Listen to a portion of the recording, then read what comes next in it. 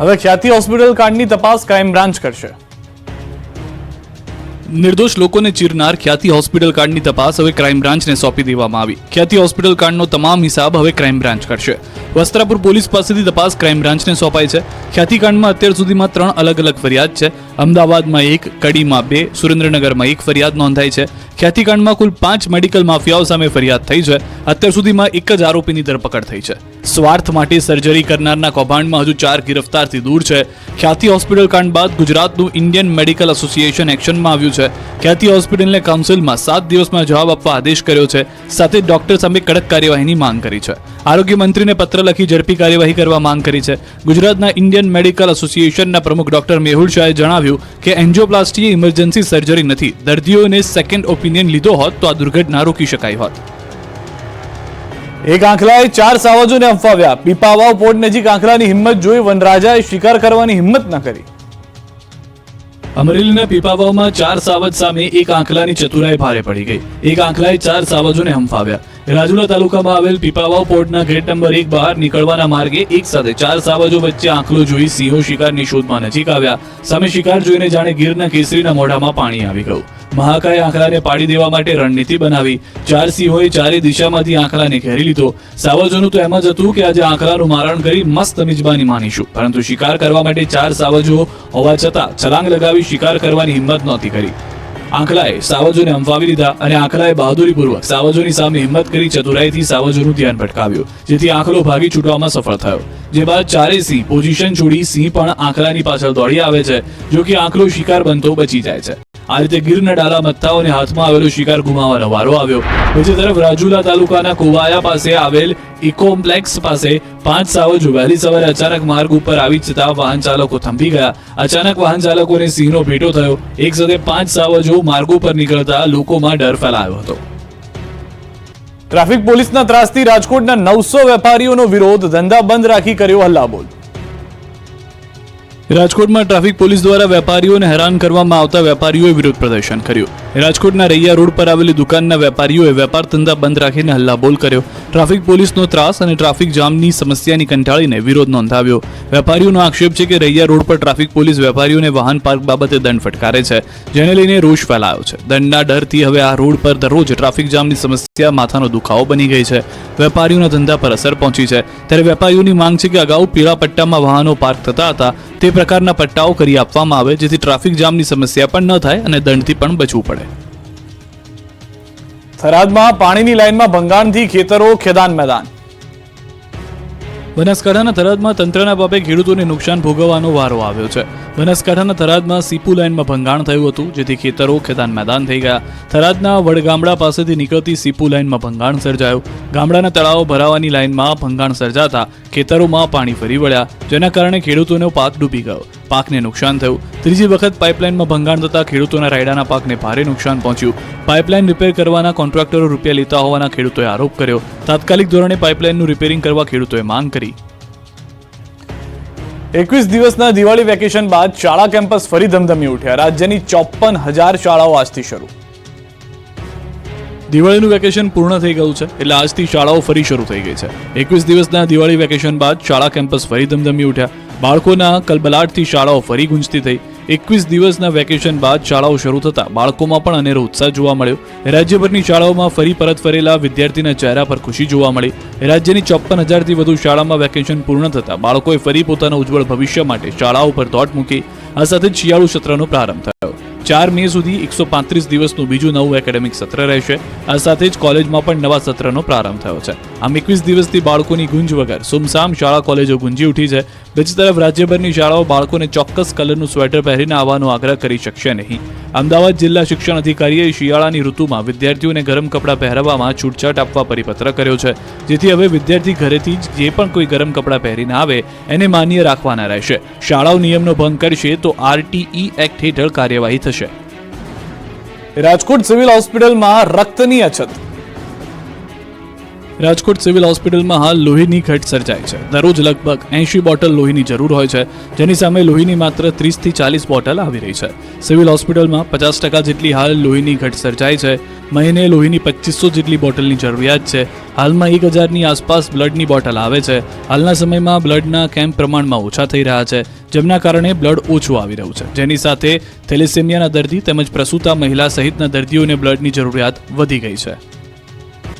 સુરતમાં મિત્ર જ બન્યો મિત્રનો દુશ્મન, મોબાઈલ લઈને માથાકૂટમાં યુવાનની હત્યા.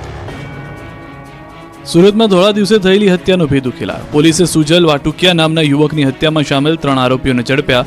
પોલીસના જણાવ્યા મુજબ આરોપીઓ અને મૃતક વચ્ચે મોબાઈલને લઈને માથાકૂટ થઈ હતી. નવાઈની બાબત તો એ છે કે આરોપીઓ અને મૃતક શખ્સ મિત્રો હતા. આરોપીઓનો મોબાઈલ મૃતક સુજલના ઘરે રહી ગયો હતો.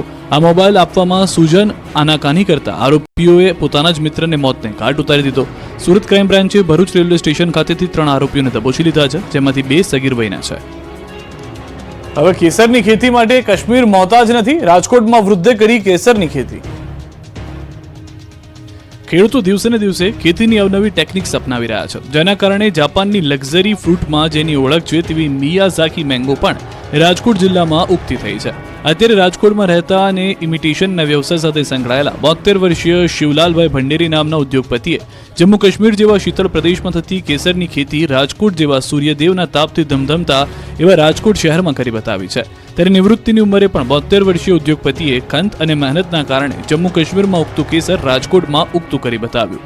તેઓ 1 વર્ષ સુધી કાશ્મીરના અલગ અલગ વિસ્તારમાં જઈ કેસરની ખેતી થઈ કઈ રીતે થાય છે તેની માહિતી એકત્ર કરી. જમ્મુ કાશ્મીરમાં થતું કેસર રાજકોટમાં ઉગાડવા માટે તેમણે કોલ્ડ સ્ટોરેજ બનાવવાનો નિર્ણય કર્યો. કોલ્ડ સ્ટોરેજ પાછળ તેમને અંદાજિત 25 લાખ જેટલો ખર્ચ થયો. દર મહિને કોલ્ડ સ્ટોરેજનું બિલ 10,000 જેટલું આવે છે. કેસરનું વાવેતર તેમના દ્વારા 2 મહિના પૂર્વે શરૂ કરવામાં આવ્યું હતું. હાલ કેસરના છોડવામાં ફૂલ આવવાનું શરૂ થઈ ચૂક્યું છે, એટલે કે તે ઉત્પાદનના અંતિમ તબક્કા ઉપર છે. કેસર ઉગાડવા માટે એક અલગ જ પ્રકારની માટીનો ઉપયોગ કરવામાં આવે છે, જેને સમયાંતરે બદલતી રહેવી પડે છે. શિવલાલભાઈ ભંડેરીનું કહેવું છે કે જમ્મુ કાશ્મીરમાં કેસરની જે ગુણવત્તા પ્રાપ્ત થઈ રહી છે એ જ પ્રકારની ગુણવત્તા હાલ તેમને ત્યાં પણ પ્રાપ્ત થઈ રહી છે. વર્ષમાં 3 વખત કેસરનું ઉત્પાદન લઈ શકાય છે. એક વખત ઉત્પાદન કરવામાં આવે ત્યારે અંદાજિત 1.5 કિલો કેસરનું ઉત્પાદન થઈ શકે છે. ગુણવત્તા અનુસાર 3 લાખથી લઈને 5 લાખથી વધુની કિંમતના કેસર પ્રતિ કિલો વેચાઈ રહ્યા છે. આ રીતે 72 વર્ષીય શિવલાલભાઈ ભંડેરીએ અનેક આધુનિક ખેતી કરી ખેડૂતોને એક નવો રાહ ચીંધી છે. બનાસકાંઠાના યુવાને ઢગલામાંથી સ્વેટર ખરીદતા લાગી ગઈ લોટરી.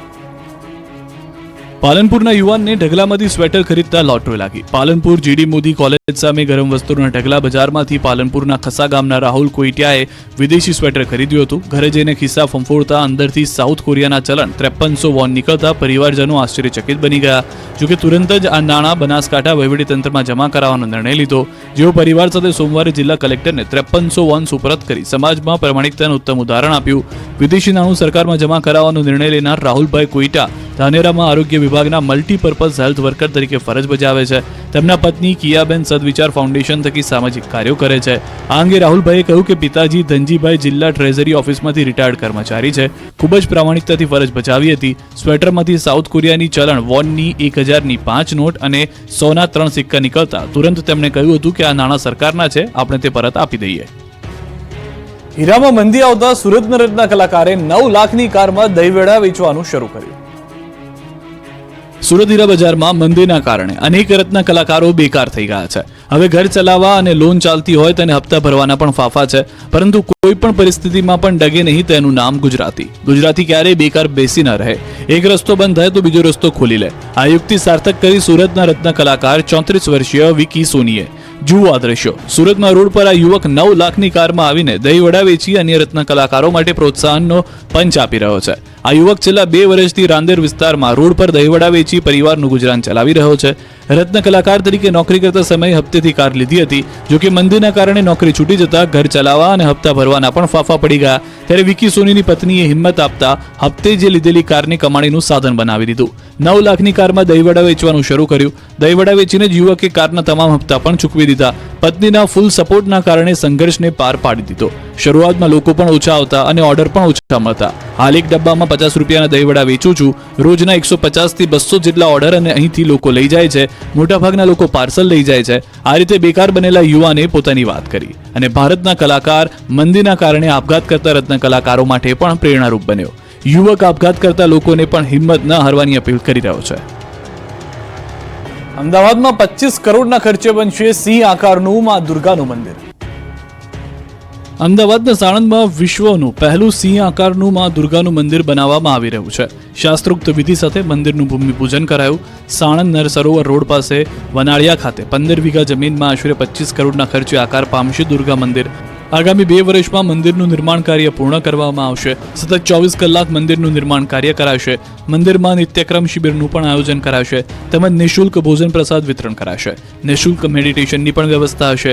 મંદિર પટાંગણમાં સત્સંગ હોલ, યજ્ઞશાળા, રહેવા માટે રૂમ, ભોજનાલય સહિતની તમામ સુવિધા ઊભી કરવામાં આવશે.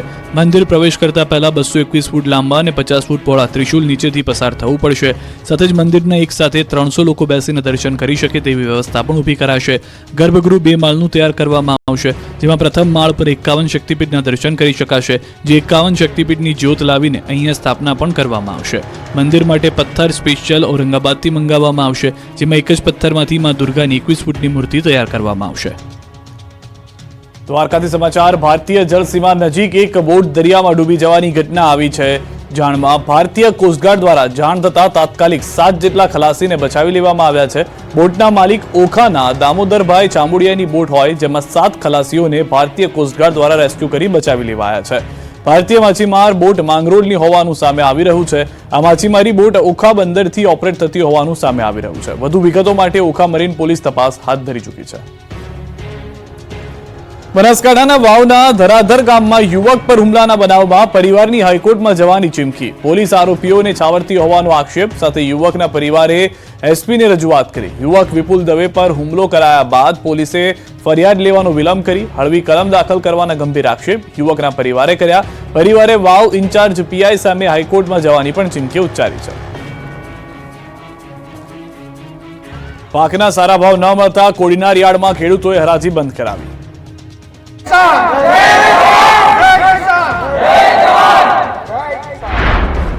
2 દિવસ બાદ ફરી એકવાર ખેડૂતોએ કોડીનાર યાર્ડને માથે લીધું. યાર્ડમાં મગફળી સહિતના પાકના યોગ્ય ભાવ ન મળતા ખેડૂતો રોષે ભરાયા.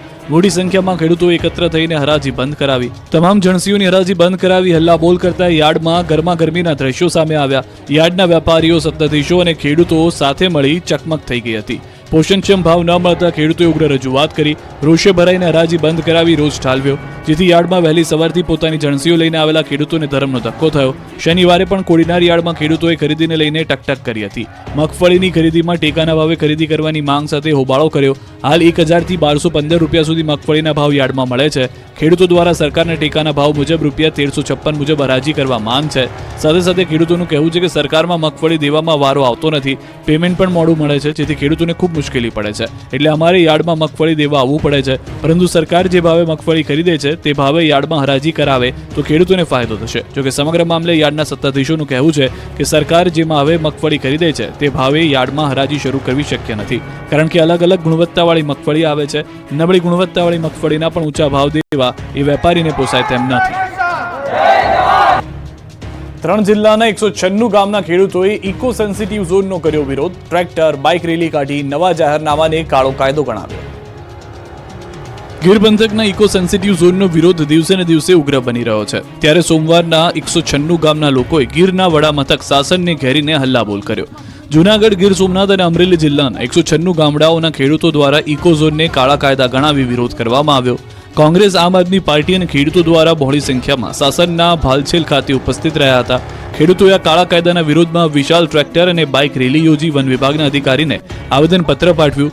ભાલછેલ ખાતે હેલીપેડ ગ્રાઉન્ડથી સાસણ ફોરેસ્ટ કચેરી સુધી બહોળી સંખ્યામાં ખેડૂતોએ હાજર રહી ટ્રેક્ટર રેલી યોજી હતી અને કાયદાનો વિરોધ નોંધાવ્યો. ઇકોઝોન રદ કરવાની માંગણી કરી. ઇકોઝોનનું પ્રાથમિક જાહેરનામું બહાર પાડ્યા અને 60 દિવસની મુદત પણ પૂર્ણ થઈ ગઈ છે. કેન્દ્ર સરકારે 25 સપ્ટેમ્બર 2024ના રોજ એશિયાટિક લાયન માટે વિખ્યાત ગીર રક્ષિત વિસ્તારના આજુબાજુનો કુલ 1,84,466.20 હેક્ટર વિસ્તારને ઇકો સેન્સિટિવ ઝોન જાહેર કર્યો છે, જેમાં જૂનાગઢ, ગીર સોમનાથ અને અમરેલી જિલ્લાના 196 ગામ, 4 લેન્ડ કોરિડોર અને 17 નદીનો સમાવેશ કર્યો છે, જેનો વ્યાપ 2061 ચોરસ કિલોમીટર છે. નવા જાહેર થયેલા આ ઇકો સેન્સિટિવ ઝોન 10 વિધાનસભા અને 2 લોકસભા સીટ પણ આવે છે. ઇકો સેન્સિટિવ ઝોનને લઈ દિલીપ સંઘાણીથી લઈ સાંસદ રાજેશ ચુડાસમા સહિતના ભાજપના નેતાઓએ ભાજપ સરકાર સામે જ બાયો ચડાવી. બીજી તરફ ખેડૂતો માટે પણ પ્રાણ પ્રશ્ન બની ગયો છે અને સમગ્ર વિસ્તારના ખેડૂતો હવે કેન્દ્ર સરકારના આ નિર્ણય સામે મોરચો માંડ્યો છે. મોરબીમાં લોકો જાતે પૈસા ઉઘરાવી રોડ બનાવી રહ્યા છે. મનપાએ પૈસા ન આપતા રોડનું કામ અધૂરું મૂકી લોકોએ કર્યો હલ્લાબોલ. મોરબીમાં સ્થાનિકો દ્વારા રોડ રોકી વિરોધ કરી કર્યો ચક્કાજામ. મોરબીના 50 રોડ પરના સ્થાનિકોએ શ્યામ પાર્ક એક સોસાયટીનો રોડ મંજૂર કર્યા બાદ અનેક રજૂઆતો કરવા છતાં અધૂરા રોડનું કામ શરૂ ન કરતા સ્થાનિકો રોષે ભરાયા. રહીશોએ રસ્તો રોકી ચક્કાજામ કર્યો. મંજૂર થયેલા રોડનું કામ તાત્કાલિક શરૂ થાય તેવી સ્થાનિકોની માંગ છે. જોકે સ્થાનિકોને સમજાવવા પોલીસ પહોંચી હતી, પરંતુ સ્થાનિકોએ કહ્યું જ્યાં સુધી તેઓની માંગ પૂરી નહીં થાય ત્યાં સુધી આ રસ્તા રોકો આંદોલન ચાલુ રહેશે. જેના પગલે મોરબીમાં 50 રોડ પર ચક્કાજામ કરી 3 કલાક યથાવત રાખવામાં આવ્યો. આ વિરોધમાં હવે નવો ખુલાસો થયો છે. રોડ બનવાનું કામ સોસાયટીવાસીઓએ જાતે પૈસા ઉઘરાવી શરૂ કર્યું હતું. દાવો છે કે ધારાસભ્ય કાંતિ અમૃતિયાએ કાઉન્સિલર અને સોસાયટીવાસીઓને કહ્યું હતું કે તમે લોકો જાતે પૈસા ઉઘરાવીને રોડ બનાવી લો, પછી પૈસા પાલિકા આપી દેશે. પરંતુ રોડનું કામ શરૂ કરવા છતાં રોડની ગ્રાન્ટ મંજૂર ન કરાતા રોડ અધૂરો મૂકવાની ફરજ પડી હતી. આવો આક્ષેપ પૂર્વ કાઉન્સિલર અને કોન્ટ્રાક્ટર શૈલેષ મકસાણાએ કર્યો છે. ગોંડલ યાર્ડમાં લાલ ચટાક મરચાની આવક શરૂ. મુહૂર્તમાં 1 મણનો રેકોર્ડ બ્રેક ભાવ 23,113 રૂપિયા બોલાયો. લાલ ચટાક મરચાથી ગોંડલ યાર્ડ ઉભરાયું હતું. લાલ મરચાની આવકના શ્રી ગણેશ થયા. સૌરાષ્ટ્ર ગુજરાતનું નંબર 1 ગણાતું ગોંડલ માર્કેટિંગ યાર્ડમાં રોજિંદા વિવિધ જણસીઓની આવક થતી હોય છે. ત્યારે આજે માર્કેટિંગ યાર્ડમાં ગોંડલનું પ્રખ્યાત લાલ ચટાક મરચાની સિઝનની સૌપ્રથમ આવક નોંધાઈ. માર્કેટિંગ યાર્ડમાં મરચાની અંદાજે 3500 થી 4000 ભારીની આવક નોંધાઈ. હરાજીમાં મરચાના સરેરાશ 20 કિલો મરચાના ભાવ 3000 થી 6000 રૂપિયા સુધી બોલાયા. જ્યારે મુહૂર્તમાં મરચાની એક ભારીના રેકોર્ડ બ્રેક ભાવ 23,113 સુધી બોલાયા. રાજકોટ, જામનગર, જૂનાગઢ જિલ્લામાં ખેડૂતો મરચા લઈને ગોંડલ પહોંચ્યા. અંદાજે 400 થી વધુ વાહનોની લાંબી કતાર યાર્ડની બંને બાજુ લાગી હતી. સવારે યાર્ડના ચેરમેન અલ્પેશ ઢોલરિયા, દલાલ મંડળના પ્રમુખ યોગેશ ક્યાયડા, પરેશ વડોદરિયા દ્વારા સૌપ્રથમ મરચાની હરાજી મુહૂર્તની પૂજા વિધિ કરવામાં આવી. ઉપસ્થિત ખેડૂત વેપારી અને ઓક્સમેનને કુમકુમ તિલક કરવામાં આવ્યા. પ્રથમ ખેડૂતને શિલ્ડ આપી સન્માન આપવામાં આવ્યું. ત્યારબાદ મુહૂર્તમાં મરચાની પ્રથમ ભારીની હરાજી શરૂ કરવામાં આવી.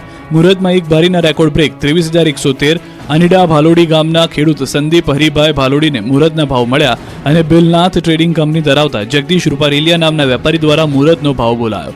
ગોંડલનું મરચું સમગ્ર ભારત ઉપરાંત વિદેશમાં પણ પ્રખ્યાત છે, જેને લઈને અન્ય રાજ્યોમાંથી જેવા કે રાજસ્થાન, કર્ણાટક, મધ્યપ્રદેશ, યુપી, કેરળ, મહારાષ્ટ્ર, દિલ્હી સહિતના રાજ્યોમાંથી વેપારીઓ પણ અહીંયા મરચાની ખરીદી કરવા માટે આવે છે. હવે ખ્યાતિ હોસ્પિટલ કાંડની તપાસ ક્રાઇમ બ્રાન્ચ કરશે. નિર્દોષ લોકોને ચીરનાર ખ્યાતિ હોસ્પિટલ કાંડની તપાસ હવે ક્રાઇમ બ્રાન્ચને સોંપી દેવામાં આવી. ખ્યાતિ હોસ્પિટલ કાંડનો તમામ હિસાબ હવે ક્રાઇમ બ્રાન્ચ કરશે. વસ્ત્રાપુર પોલીસ પાસેથી તપાસ ક્રાઇમ બ્રાન્ચને સોંપાઈ છે. ખ્યાતિ કાંડમાં અત્યાર સુધીમાં 3 અલગ અલગ ફરિયાદ છે. અમદાવાદમાં 1, કડીમાં 2, સુરેન્દ્રનગરમાં 1 ફરિયાદ નોંધાઈ છે. ખ્યાતિ કાંડમાં કુલ 5 મેડિકલ માફિયાઓ સામે ફરિયાદ થઈ છે. અત્યાર સુધીમાં 1 જ આરોપીની ધરપકડ થઈ છે.